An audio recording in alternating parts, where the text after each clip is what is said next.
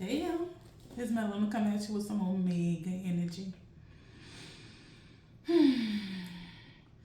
I had to have a relax, really release moment because sometimes it's a bit challenging. Not sometimes, almost all the time. It's a bit challenging to consider and deal with balance and imbalance. And there's still a lot of imbalance. And there are a multitude of ways and a multitude of times in which I wish I could just fix it already. And by fix it, I don't mean have everything be utopian necessarily, because nothing's going to be that as long as humans are able to make decisions for themselves. They're going to mess up, they're going to make mistakes, and I'm not immune to that. Nobody is really if they're in these meat suits. Right? But a thought occurred to me. I saw a story. I forget what news source it was, but it was talking about one of the self-proclaimed organizers of the Black Lives Matter movement way back yonder, and how she was being harassed, but also some of them, being under investigation for legal offenses, financial things of this nature. And in essence, the concept was some people who were not super thrilled about that movement have been harassing her, and then others who had some kind of understanding of it were upset because a lot of folks who were perceived as the organizers or the leaders of it were laundering money or some. I don't know the whole legal particulars, so don't pin me down on any one thing. But in essence, no different than taking advantage of a charitable organization. And that frustrated me because that's not the legacy that I, in some ways, I envisioned in my head that would have at this particular point. But I do understand the purpose of it. I understand the shadow and the light of things. Doesn't mean it's not difficult to traverse. Because see, when it started to get to a point where there were people during that time frame, I know I'm not going back too far. I'm going back just far enough to explain this point, I guess. There are folks who were disenfranchised, a lot of them, some who weren't, some were, that looted during some of the marches and the protests, that committed acts of violence and arson and things of this nature. We are all familiar. But generally speaking, the totality of those movements were peaceful, contrary to some people's belief they were. And that wasn't the bigger overarching point, but those are just the facts as I understand them now. Relax, release. It took a lot of time and a lot of organization to get to a point where that movement got so large, so strong, and so big. And the biggest takeaway right now, so many people have such disdain for different aspects of it. If it's not disdain for people denying those protesters their voice, or disdain for the voices in essence saying, well, racism and all its tenets, the way it used to be, does not exist today. That wasn't the point. The point was that it was still persisting in other ways. And hopefully I don't lose y'all by taking my time to talk about this, because sometimes it's a little touchy for me. I get triggered sometimes still, even though my shadow work has gotten to a place of completion for me. Now, some people think you're going to have shadow work until the day you die. I'm not trying to do all that. Okay? So I understood it was completed once I began to identify when I was being triggered, and I'm able to stop myself from taking action on those triggers, sometimes even in the midst of the trigger, and sitting down with it, understanding myself within it, understanding what I want as a result as opposed to what I'm reacting to, things like this. That's neither here nor there. That's a digression. But anyway, the thing that I most was triggered by is whenever that is mentioned in any framework nowadays. We associate it with wokeness and things of this nature. And it's starting to become a negative or derogatory term. And I forgot for a second. See, my folks, we talked about it, my folks. They come through and they said, listen, this is the human experience. And I'm just like, we just can't have nice things. I'm really mad about it. It's like, no. Because in every situation that we have, there's always a tipping point in which it can go to the shadowy energy of things.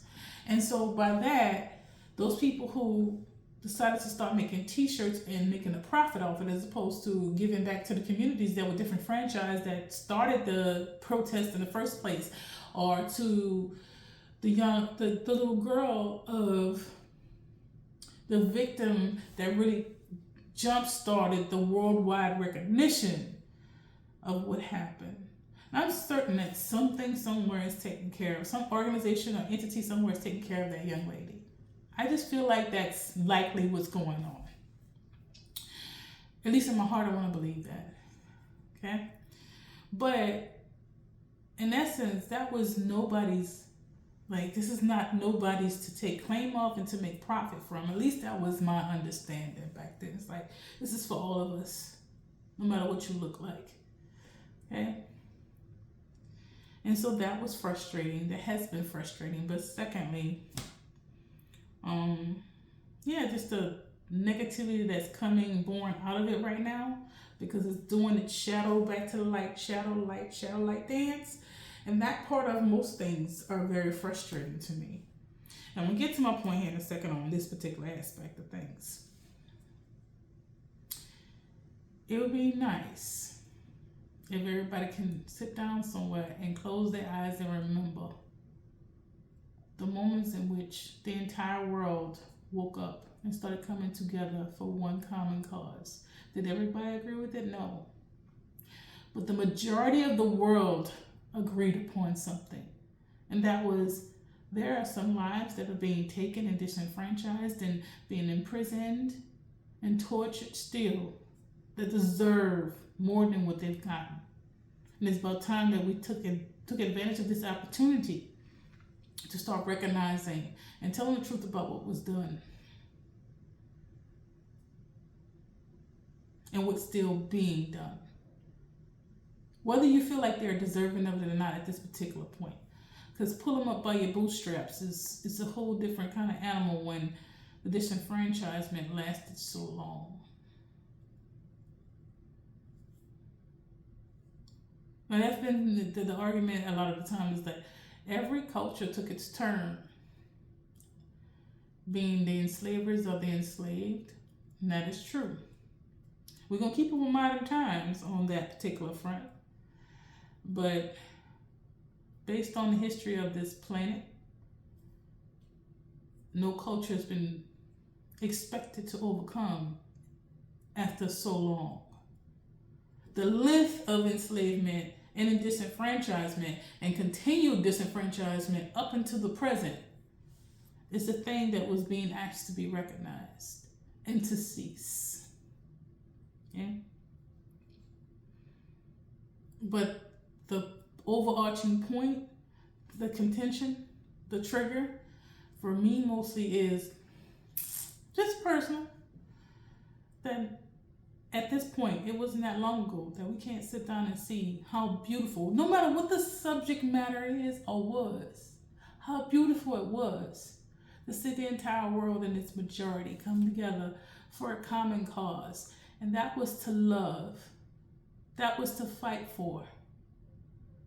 That was to decide who we are in that moment. And we, the collective word of it, the collective meaning behind the word we. And that part I feel is being lost in the sauce of the woke arguments. A lot of that is born out of it. So what some people decided to take advantage and start grifting and getting money from it. Now, I said so what about that, but it still irritates and irks the hell out of me that some people did that. No different than it irked the hell out of me when there was a time in which it was organized to make sure that those who have been disenfranchised had a big opportunity to be able to branch out and start something and create stuff for their own. And what they did was steal from that enterprise. And that, even though that's disheartening, doesn't change human nature. And I have to be careful to not tie so much to that belief structure that everybody's going to play fair. Because everybody ain't gonna play fair. It's the truth be told. It's not been my experience that everybody plays fair. And what I mean by that particular aspect of things, I'm talking about the grants that were granted for businesses in the different levels. Okay? It's like, I took a small portion when I was still running things as a business and not more charitable, not more donation and belief structure based. A small portion, and I shared that with every one of my partners. And it wasn't a whole lot. It was just enough to keep us floating and on our feet, which is what I thought we were supposed to be doing. For example, not comparing myself to nobody else, it's just an example. And when I found out there were pastors, preachers, everyday people just getting these grants and loans, subsidized loans from the government for their businesses for COVID, but they weren't actually doing anything with them but buying houses and cars and things they never imagined. It's like, okay, so we can't have nice things.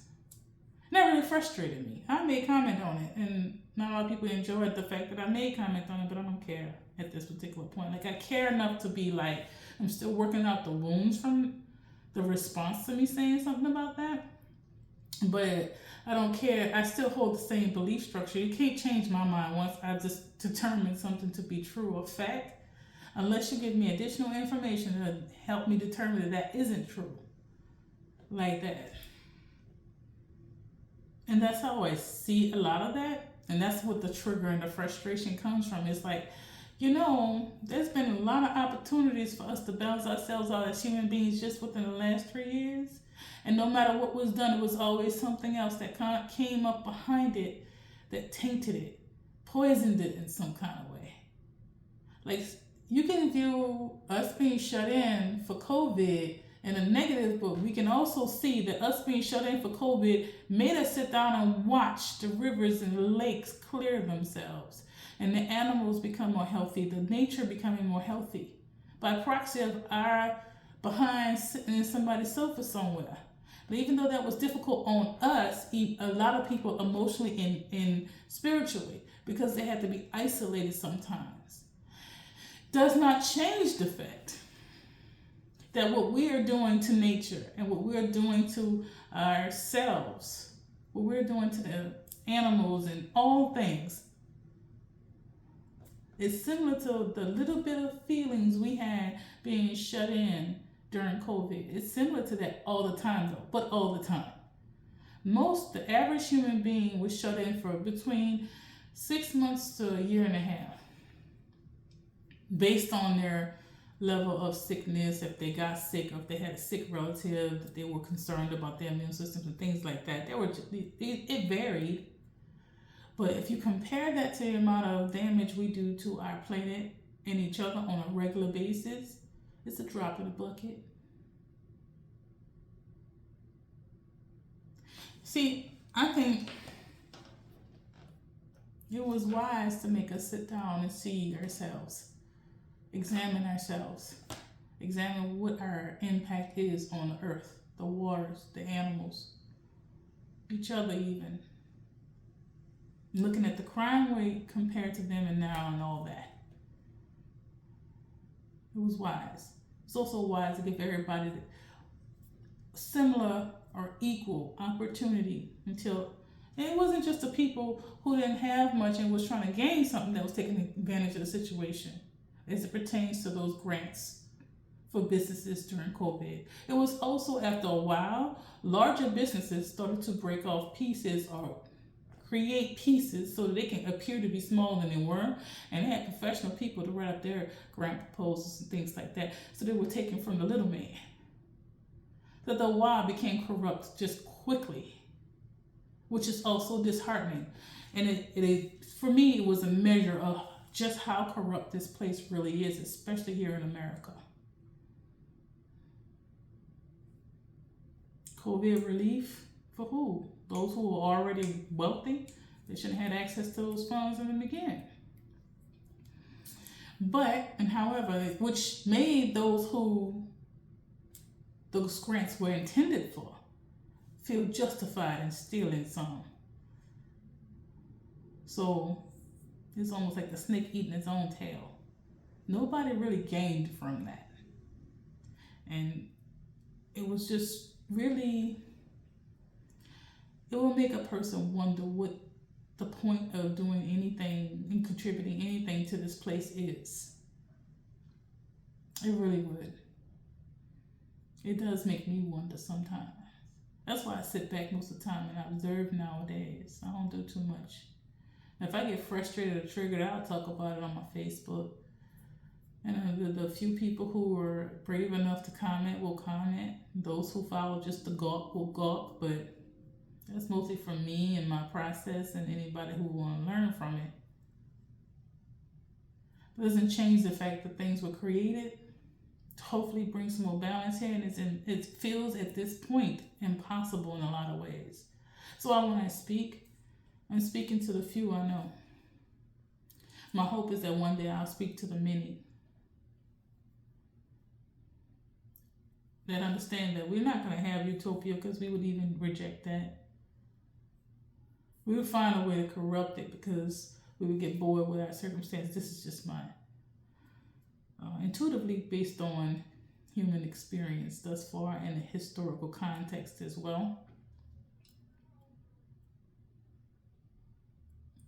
I think of things like Walmart being more automated.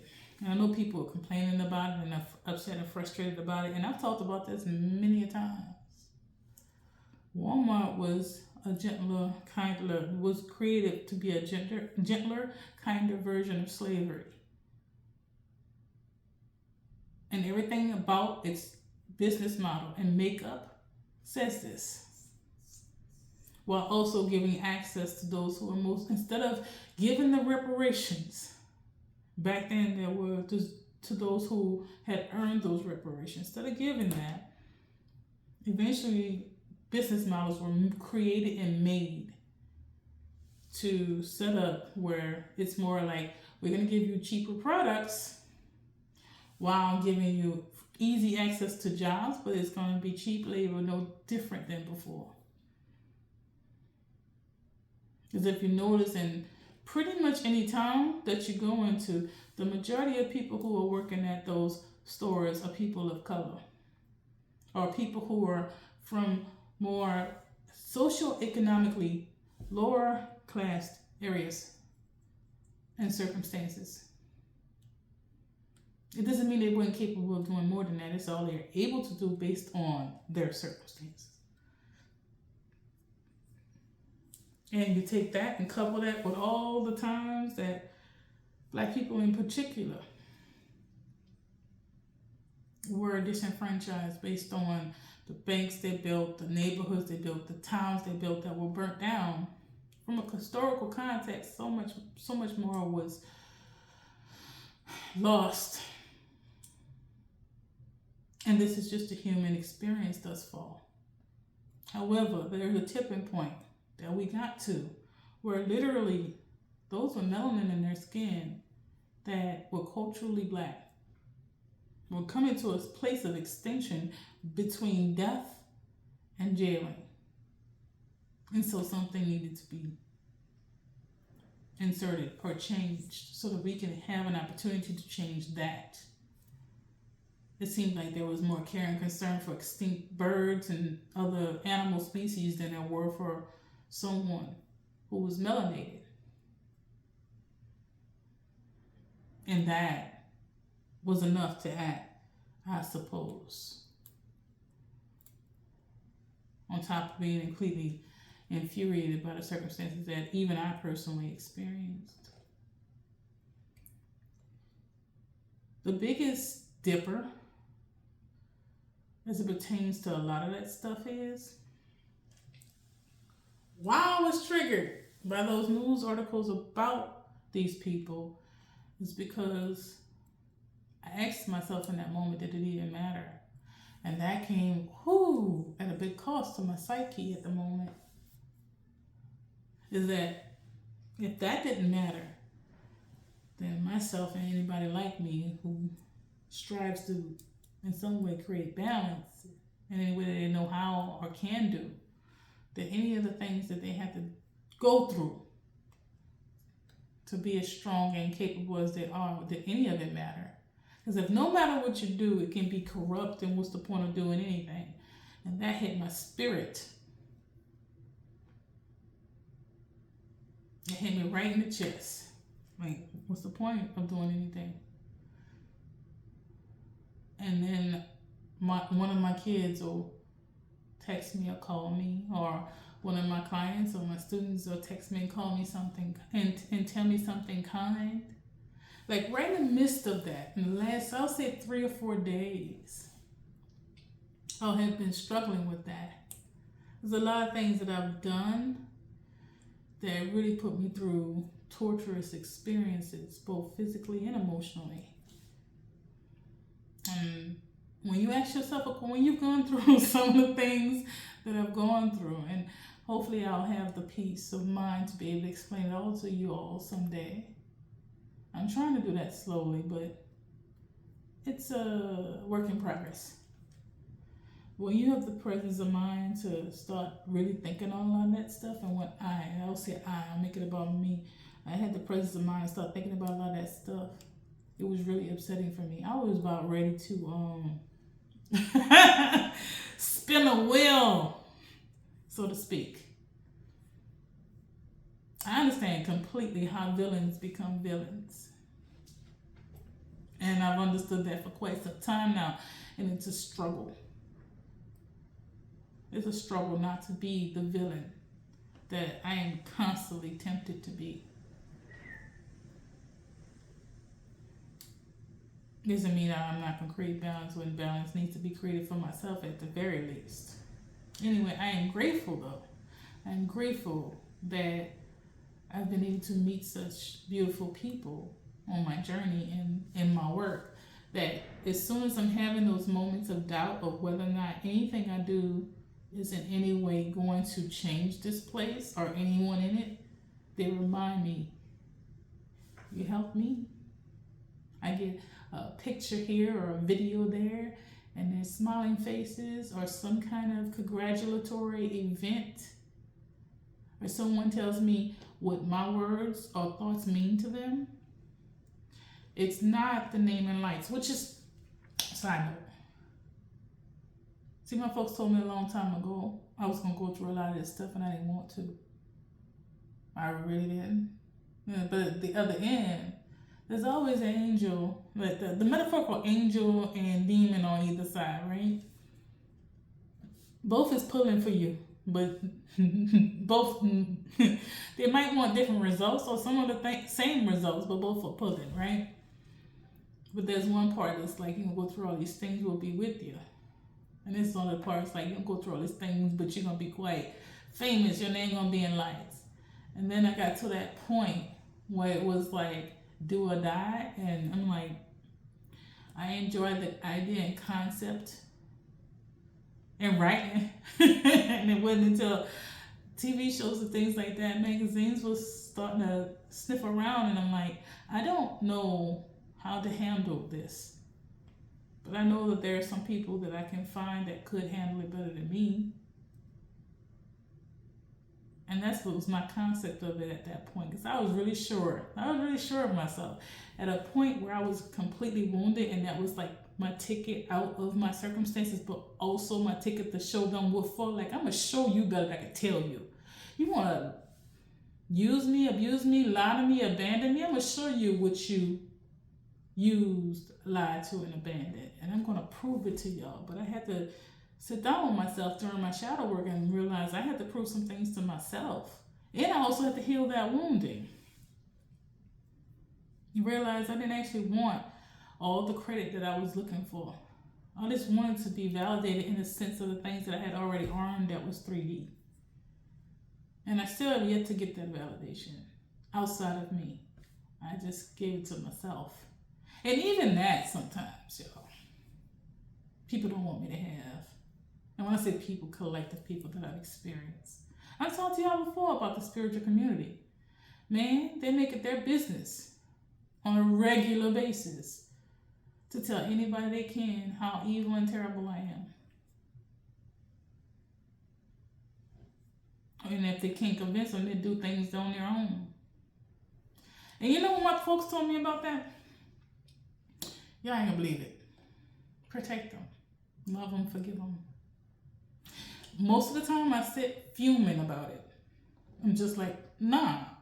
Because they will respect me. Ain't y'all the same folks that told me to put a sigil on myself and blaze it on myself that said you will respect or feel me?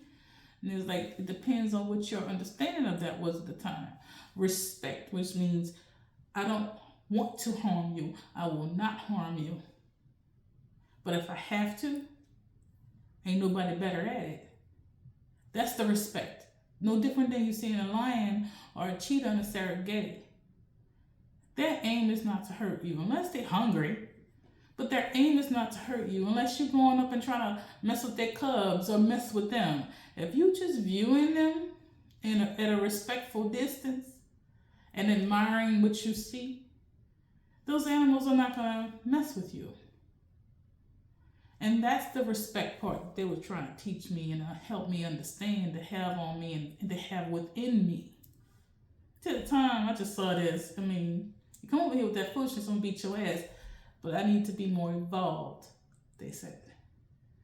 That foolishness sometimes is someone else's hurt and pain.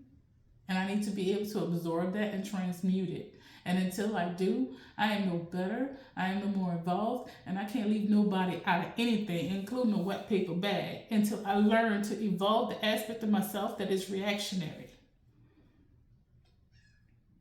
And so I've taken the time to go on a journey to do that.